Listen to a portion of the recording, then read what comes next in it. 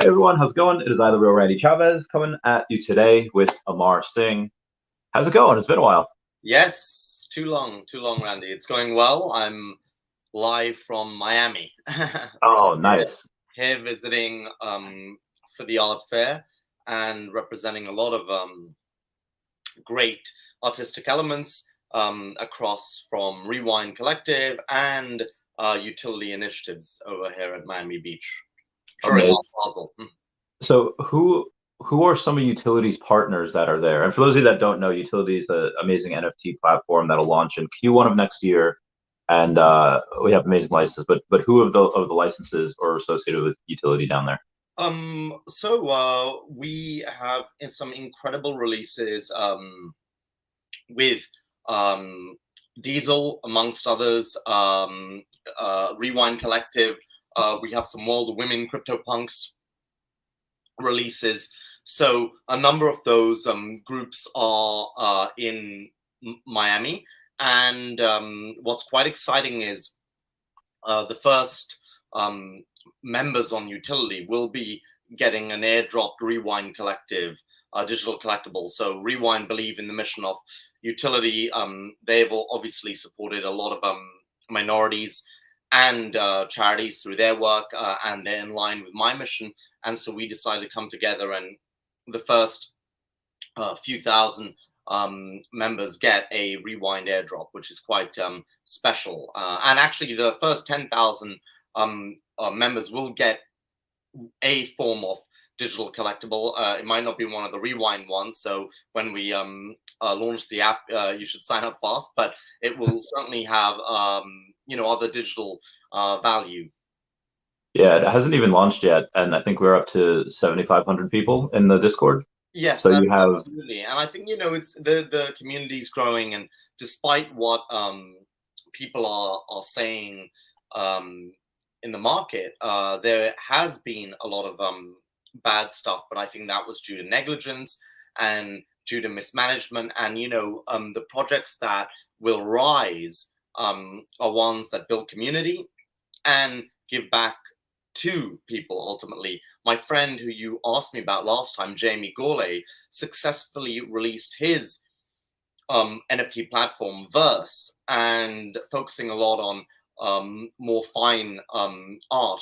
But yesterday they sold 3,000 digital collectibles on their platform in a single day. So it shows you that for works and projects of integrity, there's certainly a value there. Yeah, so one of the things that I noticed with a lot of these NFT projects, especially when I went to NFT NYC, was that How they was it? it was good. It was fun. I Wendy was there. A bunch of other people were there. Crypto Love Rain. Wendy.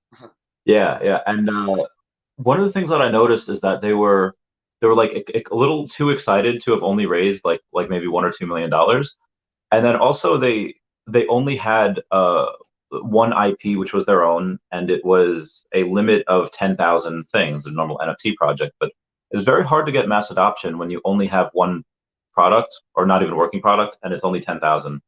But with utility, you have obviously thousands of each of the licenses. For Well, the we have at launch we have 50 projects which range. I can't name them all because also that would kind of spoil the surprise. But I've already shared a number of notable names, and again, there's a reason why multi-billion-dollar brands like Diesel are launching projects with utility, because the project we launched with them will again go and help communities around the world, and women, minorities, LGBT communities. So this is something where I am completely aligned, and the brands are completely aligned with me on. And I think this is where the true valuable projects, both in terms of value for the community, but value in terms of what positive difference they make in the world, these are the ones which are going to rise. And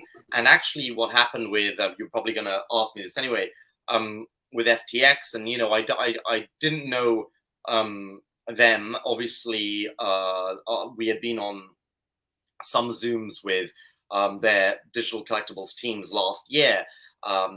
But that kind of debacle shows you that it's important to have a mission-driven company.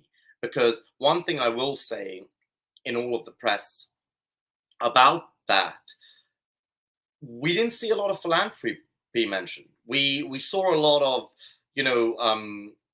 political contributions, but as things began to unravel, where was the philanthropic aspects of the company? Where were the community building aspects of the company?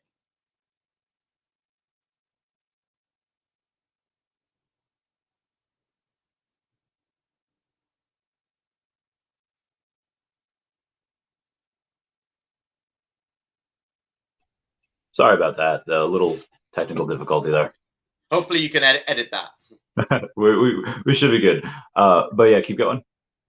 Yeah, so I was saying that, and I don't mean this in any disrespect to the people at FTX, and I'm sure there was a number of people, like in any organization, who were good, but as things unfolded, and people kind of gazed at billions being transferred from fund to fund and political contributions, what I was struck by was the lack of philanthropic contributions by FTX. And this is where I think, mission-driven companies and mission-driven initiatives, particularly in the digital art sphere, are essential to, building value long term. Agreed. So in that aspect, would utility, as they make money, would they show like a proof of reserves that we might have, or is it going to be something where, well, you might go public and maybe we could take a look at the balance sheet, profit and loss that way? Absolutely. I think transparency is key. And on that note, with utility, as soon as we launch from the first release, we will be highlighting the amount donated to the charities. In fact, on utility, there is a charity tab that has been implemented, and we will be, really building communities and contributing to communities. And also, what I think is important is people who buy digital collectibles on utility, they'll be able to see which charities their collection has supported. And beyond that, the reason the company is called Utility is every single release comes with additional benefits: a chance to win event tickets and party access, other digital airdrops, merchandise. So speaking of utility, there is a question we had from the Pride group. One of your first releases on the Veve platform, and they were just asking that is Pride One still going to give access to physical Pride merchandise? Like, can we go, if we have a Pride One, get access to physical Pride merchandise, like on shirts or hoodies, something like that? So again, that is something that I'm a big champion of. However, I don't own the platform, big fan of the platform.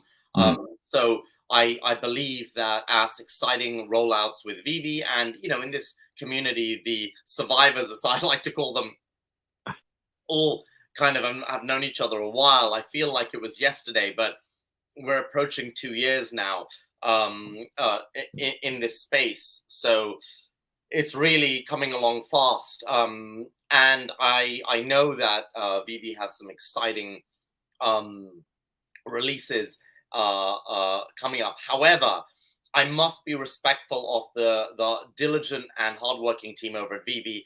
And because I don't have any ownership in Veve, and I'm a launch partner, a curatorial partner who oversees some of the releases with digital arts groups and brands.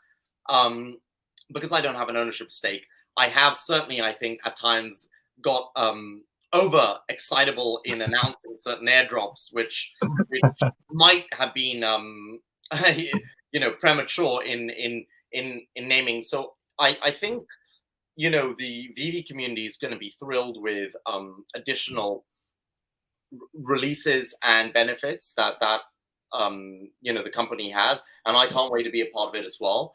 but I'm free to speak about all utility has to offer, and I also see a scenario where my upcoming platform Utility has a cross collaboration with other great platforms, and that's what I mean about community. It's not just an insulated community on one platform.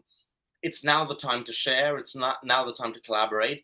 And I think it's a good point to mention that one of the initiatives on Utility that you're aware of, but the community might not be aware of, is we've been discussing a release which is curated by you, Randy, where part of the proceeds go to help animal welfare, which you're very passionate about, and I admire you for that passion. And that's the point about Utility. We will also be doing curator-led releases, and we actually welcome other collectors, collectors of Pride, collectors of Rewind, collectors of World of Women, to come forward, put ideas, and we would love to collaborate with community members to be curators of releases. So on the utility aspect, I don't know if you have it planned already, or if you're still mulling up which way to go. How are we going to be able to buy these things? Will it be crypto pay-in? Will it be credit card? Will it be something else? Fiat. And so on the primary, it's fiat. We are working on that. Certainly, as I kind of give you a window into the company, I'm definitely allowed to speak about, because currently I own all of it. But I might be open to partners in the future, certainly ones who unite in my mission to positively impacting communities around the world.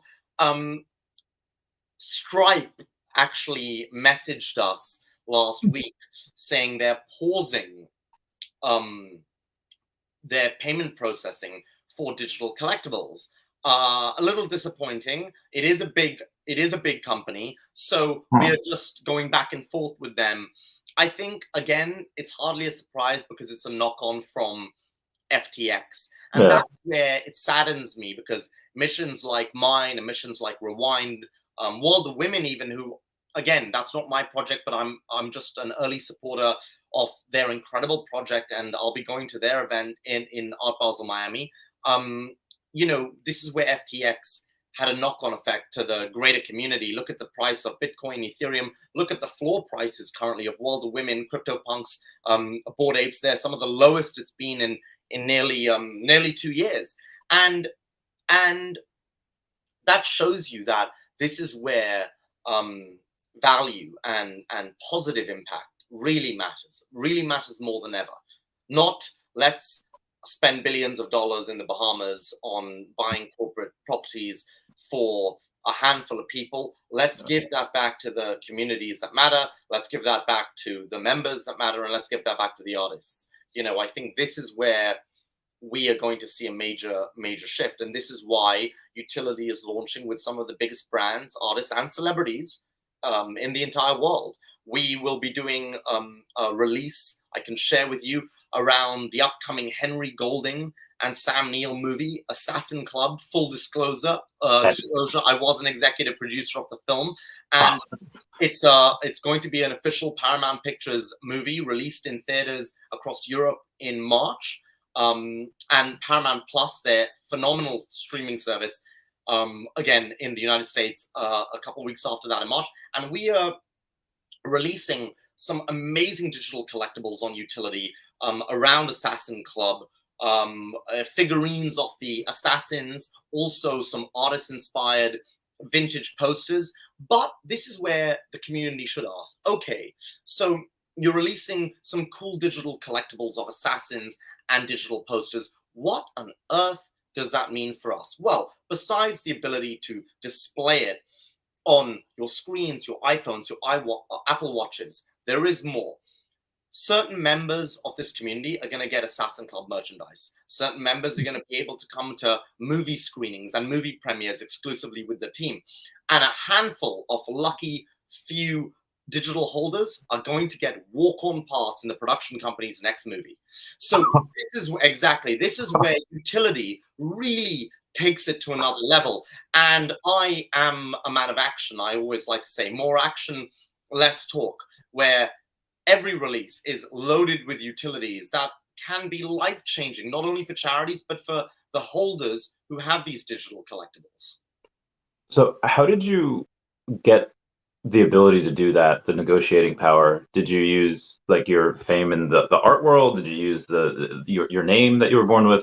How did you go and get some of these things for us? I am a non-stop hustler, and this is why a lot of people might not realize, but I at this point, you know, was responsible alongside Rewind Collective for the first NFT by LVMH, one of the largest companies in the world, to support LGBT rights.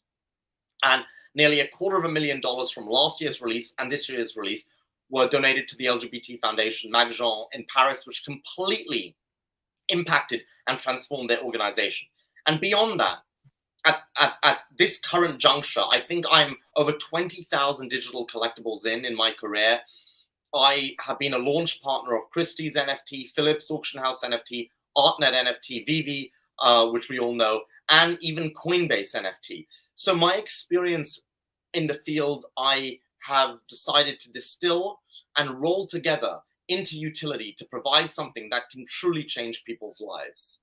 All right, so all the connections you made in your previous ventures going here. Speaking of Absolutely. previous ventures, you had a As long as they support charities and provide utilities for the community. Because, of course, there are organizations who want to maximize profits. Luckily, the partners I have, the great honorable partners at LVMH, the great honorable partners at Diesel, they are committed to uplifting communities. And that's why I'm so honored to work with the people that I'm working with. And I have, over the years, said no to a lot of people. You know, believe it or not, I get radical people reaching out to me, people who are far right, and they want me to do art, digital collectibles. And it's bizarre, but this really happens. And this is where it's important to band together. Agreed. You had made I think a goal, I think last year, you wanted to donate, I think, $5 million to different art galleries, $5 million worth, and $5 million worth of art by 2025. museums And by 2025. And I'm pleased to say I've already exceeded that in a year and a half, which just shows you, the power of art and the power of action. I don't want to be one of those spokespeople who is name checked and has promised a list of items and none of them have come to fruition. I want to over deliver. I want to over deliver for the community. I want to over deliver for the artists, both on utility and in the world. And these artworks, I recently published a list on my Instagram. You can follow me at Art Patron. I try and get back to anyone who messages me. I recently published a list of 10 artworks, just a small collection I donated to museums all over the world recently, from the Stedelijk Museum in Amsterdam, the Smithsonian, the Harlem Studio Museum, LACMA, the Los Angeles County Museum of Art, the New Orleans Museum of Art, the National Portrait Gallery, London. And I think even in that post, you can see the range of impact my business in digital collectibles and my business in art has had on community centers, because that's what a museum is. It is a community center where people of all races, of all ages, of all backgrounds come together to embrace their shared history. And that ultimately is what art is about. That is certainly what the most important part of art is about. The art world, I always say, is a load of bollocks. But art is very important. We do need art as a civilization. oh, in your travels, you have discovered people that were pretty overlooked, where their art was selling for maybe a couple thousand and is now selling for into 6 or 7 figures. What are some artists that you think right now might be overlooked, whether they were at Decon for Veve, whether that you're seeing in Miami or in London where you're based at? Anyone that we should go look up? Well, I try and always champion these overlooked artists and place them in museums. So an overlooked artist, or somebody who I think is early, I would say, is a remarkable African-American artist called Rick Lowe. And Rick How do you Lowe, spell that? Rick Lowe, R-I-C-K space L-O-W-E. If you look at his accomplishments, they are remarkable. He has been awarded Pulitzers and don't quote me, but various distinguished honors over decades. And what was his art about, and what is his art about? Communities. He built living sculptures in impoverished neighborhoods to really motivate and inspire low-income communities to think about art, to be part of the arts. And now, over the last few years, Rick Lowe has entered painting, and he recently had an exhibition at Gagosian Gallery in New York City. And what he has done as a African American man in his 60s, he has been a silent warrior. He's been a silent warrior for change. Rick Lowe has been a silent warrior for equality, and that is because of his modesty. I have the honor of knowing him and have got to know him over the last couple of years, and his modesty is remarkable. It's earth-shattering because he's so talented. I think he will be seriously a next Picasso, a next Miro. He's such an important artist, and what the art stands for, the abstractions that sit on his stunning canvases, is the reason every museum right now is in the process of trying to get a Rick Lowe. Okay, so we should use some of our funds and try to make a DAO and try to buy one. Maybe make a DAO and get a collective Rick Lowe, and that's something that even we're going to look at on utility. Maybe, you know, buy art alongside the community. Oh, so like you would say, let's say some of the proceeds, let's say you guys make 10 or 20, however much percent, out of those profits, some of it would go to a DAO and the community would be able to vote on which art to spend it on. That's certainly the goal. So at release, part of the proceeds, once a release is sold out, will go into initiating utilities for the community. Part of the proceeds, regardless if a release is sold out or not, will go to charity. So anywhere between 5 to 100% in some release cases will be going to charity, depending on the release.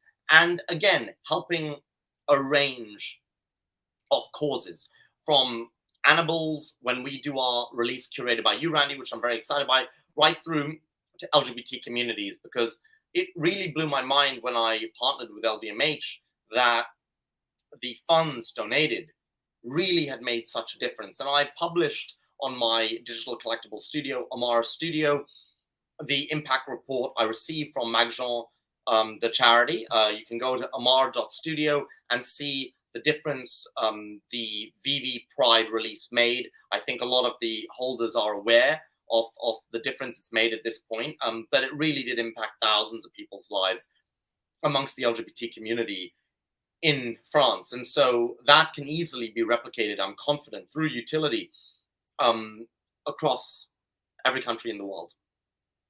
So for the people that maybe are a little heavy in crypto, maybe don't have that much fiat, how long do we have to wait until we get like a crypto pay-in for utility? Like when can I spend OMI on a bunch of this stuff? Yes. So and I know you are a big OMI holder, as am I. And I'm confident it'll rise again. So we will, in a second phase, hopefully shortly after, be introducing that. But it's important with everything we do that we are regulated and we keep everyone safe. It is a child-friendly platform. We don't want any illegal chargebacks, anyone's data being stolen. So we're going to extreme lengths in terms of our digital security measures. And on the secondary market, you will already be able to trade in cryptocurrency. I believe Matic, but you can convert OMI to Matic. You can convert Ethereum to Matic. Why? It's Polygon's digital currency, and it takes a long time to acquire money licenses, to withdraw fiat. And we are working on that. But I want a solution from the get-go, which allows users, if they trade a collectible on the secondary market, Yeah, it took Vivi like 2 years to get the payout. So it's yeah, it's hard. Yeah, so we're going to have a payout from launch, but that payout is going to be in cryptocurrency. That's how we are able Nice. to have the payout in cryptocurrency. Nice. We have a yeah, we've had a plethora of issues over the years, and now they're pretty good at battling bots and all that. What is the for utility? Is there any concerns that we might grow a little too quickly? Like, yeah, there's about 7,500 people now in the Discord. That might be manageable, but what happens if this really takes off and suddenly it goes to 10x that in like a couple months? Well, upon launch, I am conservative about a positive but steady growth. And ultimately, the community, I believe, will grow naturally as new releases are announced. We have some incredible releases, and I think it's about the release partners working alongside us and the artists to also market their releases. I told you that there's a number of releases that at the moment I am holding off on announcing because I'm waiting for the partners and artists. But for example, one of the releases we're doing, which is incredible, is with the phenomenal digital artist Leo Kellard, who has a huge following. And he is doing our digital release of Dracula, the book. And the front and back covers are designed by Leo. He is one of the, I think, most talented digital artists in our realm. And it's Leo, Leo, and Kayad. I'll just, he's French. And so I'll spell his name correctly to make sure. Caillard, Leo Kellard. And yeah, he's just a remarkable artist. And when we release that Dracula digital book, again, people will be getting an animated version. Part of the proceeds will be going to support children's literacy in impoverished countries around the world. And then part of the proceeds will be going back to give benefits to holders, such as a group of Dracula holders on Utility will get actually signed books of Dracula by the artist. That's cool. A group of holders will get the merchandise from this release. Yeah. So there's in the Viviverse demo recently, they had said that any NFTs from any other platform can go into the Viviverse. So a lot of stuff on Utility will be able to go there. Would that work the same way with Utility, that at some point we'll be able to take some of our NFTs from other platforms and bring them on the Utility platform? That would certainly be one of my hopes. But again, I am at the mercy in that scenario of other platforms, and I hope they would want to partner with Utility, especially given our core mission of helping people. And we will have a digital art gallery. I know on other platforms there's digital vaults, digital viewing rooms, because I come from an arts background, having started Amar Singh Gallery. We are designing a beautiful digital gallery for community members to display their beautiful utility collectibles. So there's obviously a lot that you're doing with this. How much time does this take up? Is it like all of it, all my time, 90%, and it's remarkable that other activities are still moving ahead. However, it does take up the majority of my time because I believe in the long-term value of this to the world. I believe in digital collectibles and Web3 as a force for good. That is something which means it's something which is meaningful to human beings. At the end of the day, we can get carried away as a human race. We often do. If you look at the tabloids, if you look at the press, we can get carried away with how much money does that person have? What flashy car does that person have? But if you take a minute and you just think, nobody actually really cares. Nobody actually really cares about the flashy car, about the money in another person's bank. I'm not in their will. They're not in my will. That's true. But everybody everybody has had an incident which affects their life. They've lost a loved one. They've lost a loved one to cancer. They've lost a loved one to kidney failure. They've lost a loved one to war. They've been sick themselves. They've been a survivor. And this is what matters.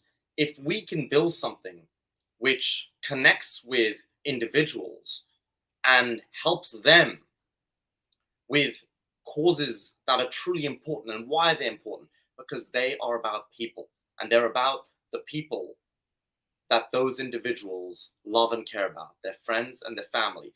And next to a person's health, that's all that matters. Friends and family. That's all that matters. Whatever somebody has in a tabloid press, whatever someone has, in terms of a shiny car, no one really cares. They might care for a second, and the world might care for 1 single second, but it doesn't mean anything.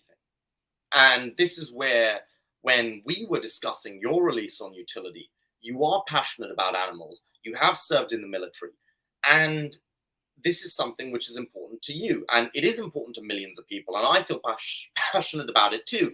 And this is where I saw the glint in your eyes, the passion in your voice. You began to rise because you saw utility as a platform that will release to help communities, but communities that matter to people. And that's what it's all about. That's what it's all about. Let's raise money for diabetes. My father is diabetic, so that's an important cause to me. Let's raise money for cancer. I lost a very good friend, sadly, earlier this year to cancer, who was at university with me. In fact, it was quite shocking. I had been texting him for a couple months, and no one, because I hadn't seen him due to COVID in a few years, no one had informed me he had passed away. And in what's quite a sad twist of events, I had texted him, "How is my dear Tyler?" He was a very close friend of mine, and he struggled with being a member of the LGBT community because he wasn't accepted by his own community. And he was actually ejected from it. And that caused him a lot of internal pain. And we united as he was very thankful for the work I've done in LGBT rights. And I had messaged him, and then one day it just appeared green. It hadn't been delivered like it often shows on an iPhone. No. And I just Googled his name and I found an obituary, and I was shocked. And that made me think immediately about wanting to support a cancer charity, particularly for young individuals, very young to be in your 30s and pass away from cancer. So this is what it's about. Those are the things that matter. Tyler didn't care about how successful in terms of materialism or wealth I was or I wasn't. And you know what else? Neither do my parents. My father is only interested in me finishing my degree and my health, of course. He doesn't care about how much money I have or how much money I don't have. He does, however, care, as does my mother, about the communities I help through donations, the museums I help, the LGBT and women's rights groups I help.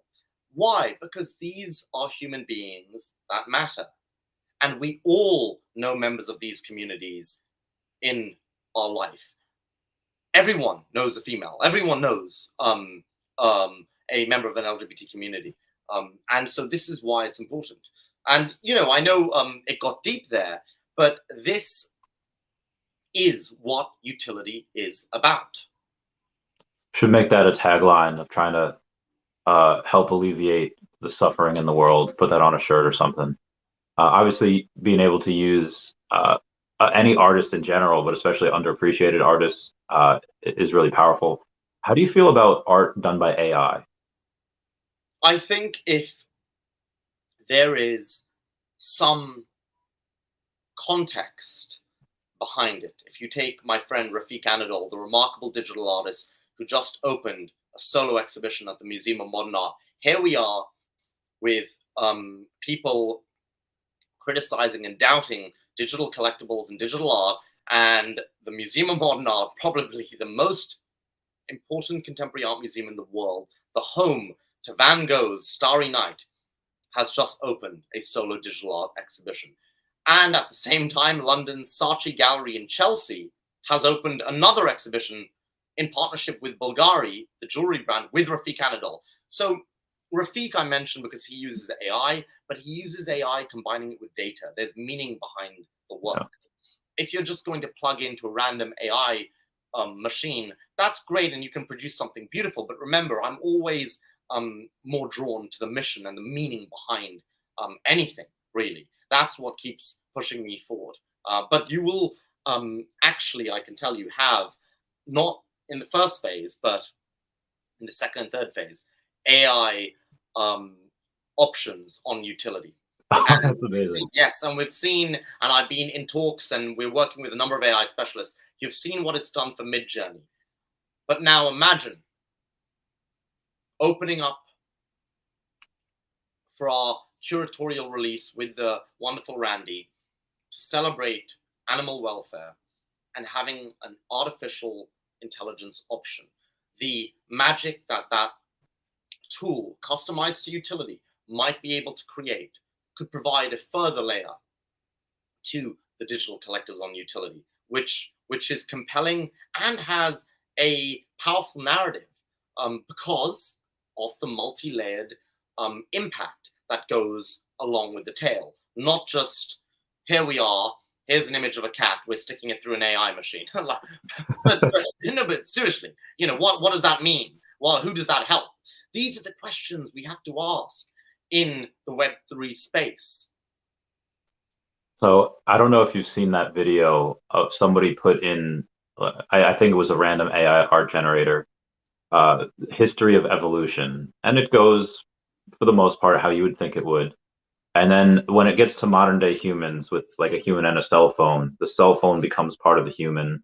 And then the cell phone takes over the human. And then everything is just metal at the end of it. So We don't what want that. about art scares you? Art, here's what scares me about digital art. Exactly what you just described. The detachment from humankind. We have to always thread our heritage into this new medium. That is what art is about. We can't allow any new medium. It could be a space-generated or nuclear-powered holographic medium in 100 years. Who knows? But we cannot allow it to overpower the human legacy and our shared history in working towards a better world. I know that Elon Musk's brother, the wonderful Kimball Musk, has just released a new company called Nova Sky Stories. And Nova Sky Stories are doing global art installations using drones. And I'm hoping to partner with them on some wonderful releases. We have not spoken yet, but Kimball Musk is already in partnership with some of my friends. Rafiq Anadol is one of them. So I think we're already reaching new mediums. There's drone-based art, which is going to transform the skies. And now they're talking about drone-based art in space. I can see that. We're not far off. We just have to always not lose ourselves as part of that and not just become robots. I know people already who have injected chips in their hand. When they go to pay for their meals, they don't even use their phone, they use their palm. This is interesting. But again, let's not go towards Terminator 2 Judgment Day. Let's go towards love. So I think sometimes there's a fine line between risky things that you do, what for love, risky things that you do during war, risky things that you take in your career. How can art help either alleviate pain or help the people of Ukraine and Russia better understand one another? I am strongly against any form of violence and war. And I'm saddened that I read a report a week ago that a maternity ward had been struck by bombs in Ukraine, killing several children and newborn babies who had been born that day inside. We have to look at ourselves. We have to look at what's happening in Iran, and we have to question, why isn't there more attention? And the people of Ukraine, the people of Iran, the women of Iran, the brave communities in those countries and elsewhere will be supported and do have allies. But again, somebody once said to me a quote, which is utterly ruthless, but it's true. They said, effort counts for nothing, only results matter. But I'll tell you where that quote really, really matters. In times of humanitarian crisis, you can't try and help a group of people in a war-torn city in Kiev where children are being blown up. You have to save them. Only the result matters in that scenario, quite literally. And I often apply everything I do with that mindset. I'm a results-driven individual, and maybe to a fault. And sometimes I should have more love for myself and the effort, which doesn't always lead to success. But I'm just so laser focused on the results, because in my humanitarian work, you can't say to people, I tried to save your life, but I'm so sorry. It doesn't work. Only the results matter. And speaking of which, you know that something that we should speak about as we draw to a close is my Supreme Court case in India to abolish LGBT conversion therapy, which I have been leading for 3 years now. I conceived of this case inspired by the inspirational Amanda Wen, who was a sexual assault victim, friend of mine, raped at Harvard University. And she started a charity called Rise to help sexual assault victims because they were not getting the help they needed across America. And she has changed the lives of millions of people, and she has changed the laws for millions of people from a state level right through to the United Nations level. Inspired by her all action, less talk approach, my personal motto, I decided to research, how can I bring a legal case which will change the lives of millions of people about. Of course, I was part of the global action group alongside thousands of people, which led to the legalization of homosexuality in India. I just campaigned, and there were millions of more people, far braver than me, most importantly, the victims who had suffered within those communities in India. But in seeing homosexuality be legalized in 2018, I saw a blueprint in how to bring a case about.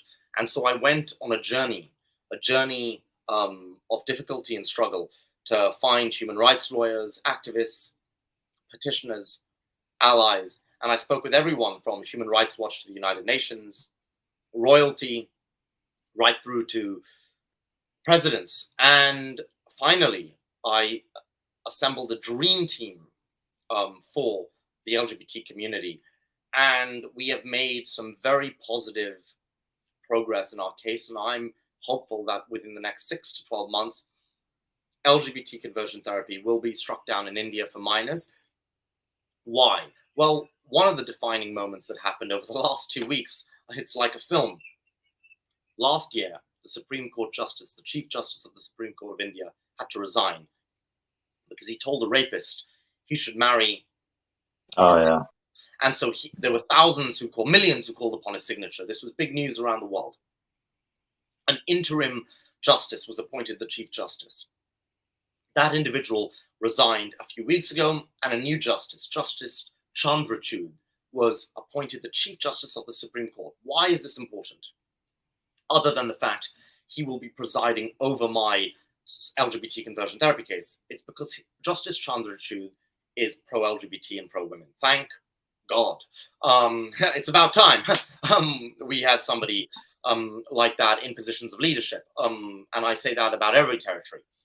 So our great human rights team that I put together, led by the brave Ravi Kant, an incredible Indian human rights lawyer, our brave petitioners in Deepak Kaishyap, who is a victim of conversion therapy, and the remarkable Prince Manvindra Singh Gohil, the first openly gay prince of India, my dear friend and an ally for the last decade plus since I was a teenager, have united.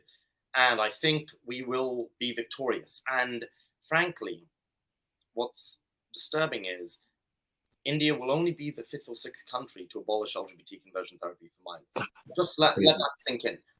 And that's why we need missions to change the world. We need companies to change the world. We need utility, and we need partnerships with artists, with creators, with thinkers and dreamers to really, really affect positive change.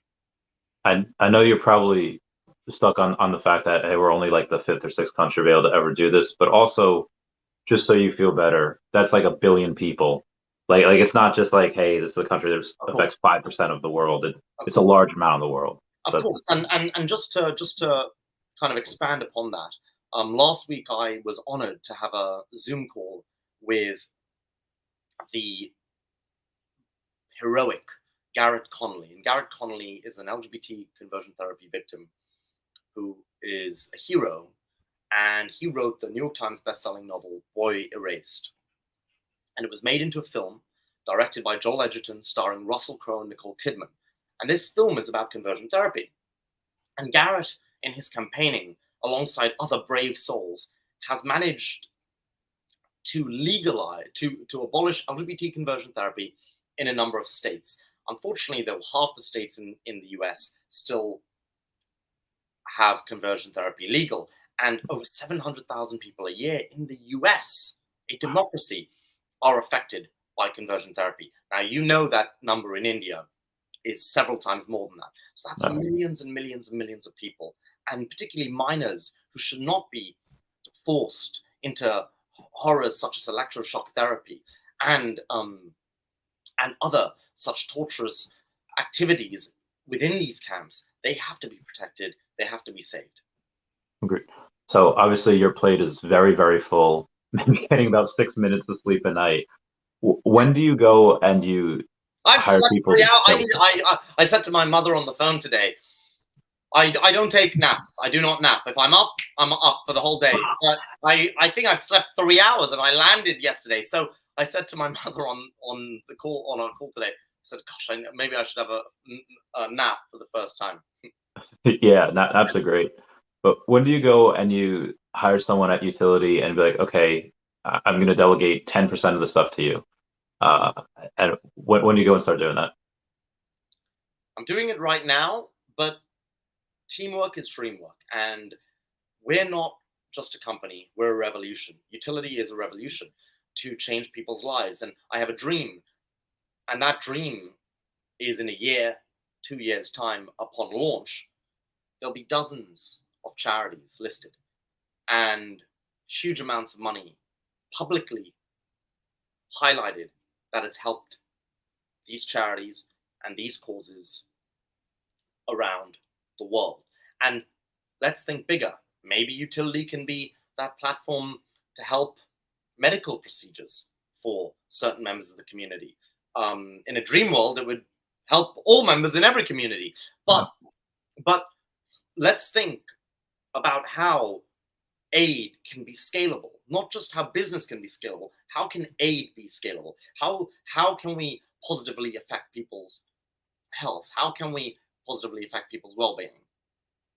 And that means if you're recruiting people to join a revolution, they have to be aligned with your mission. Recently, we brought in the amazing female leader, whose name shall be revealed in due course, to lead our digital fashion division, because we will be doing a number of digital fashion releases. We're working with great designers such as Diesel, Christopher Kane. We're even doing an official Princess Diana wedding dress digital release with Princess Diana's wedding dress designer, the Honorable David Emmanuel, who is a celebrated figure in the United Kingdom, who is a member of the LGBT community, and is just a visionary when it comes to design. And that's why the majestic Princess Diana chose Mr. Emmanuel to design her dress. And that release, again, will have proceeds going to the Children's Foundation, which Princess Diana was very passionate about. And it will come with other benefits, such as a British tea party with the Honorable David Emmanuel, a visit to the Victorian Albert Museum costume section with David Emmanuel. And so these are life-changing experiences which we are bringing people. And I'm glad that we're speaking now, because I'm able to tell you much more about the different releases we're doing, from digital books to digital fashion. And I can't wait to share this all with the utility community. I can't wait either. I have a digital. I have a contact who is I think the largest or the most popular clothing designer in Argentina, and possibly most of South America. So we should definitely collaborate, and let's champion the Argentinian people, and let's give back to the Argentinian communities. This is what it's about. Conversations like this, and to other people who listen and listen after, if you want to message Randy or myself ideas of releases, individuals you might know who want to help their communities, let's unite, let's create together, let's make a positive difference. Let's be men, women, he, she, they. Let's be individuals of action here. This is what it's about. We have to be individuals of action. Agreed, 100%. So I'll go and we'll end it right there, unless there's anything else you want to go and say, and then I'll just talk to you off camera for a bit. Sound good? Absolutely. Well, it's been an honor, Randy, and I look forward to the next podcast. I think in a month or two, which will be our launch podcast. You know, can't wait. And I think Rewind will be officially announcing and revealing soon which free NFTs people get when utility is launched and they sign up to it. That's going to be exciting. I'll certainly be signing up, obviously, to get my free Rewind NFT. So I can't wait for that. Is there anything that Rewind or anyone else might be doing on Veve in the future? Or is yes. As you know, there's Vital Voices 1, Vital Voices 2, which was airdrop. Vital Voices 3, which is the concluding airdrop in the set, but it's not an airdrop. It is going to be released at an accessible price to support Vital Voices Foundation for Women. Okay. That will be released next year at some point. Next year. Yeah. I am allowed to say that. And that will have its own benefits. So that's what I'm going to say, because when you have the holy trinity of the Vital Voices 1, Vital Voices 2, and Vital Voices 3, that's going to unlock even more. Okay, fantastic. That's it. End it here. I'll talk to you off camera for a bit. Thank you, everyone, for joining, and the super chats. Say goodbye to Dashi.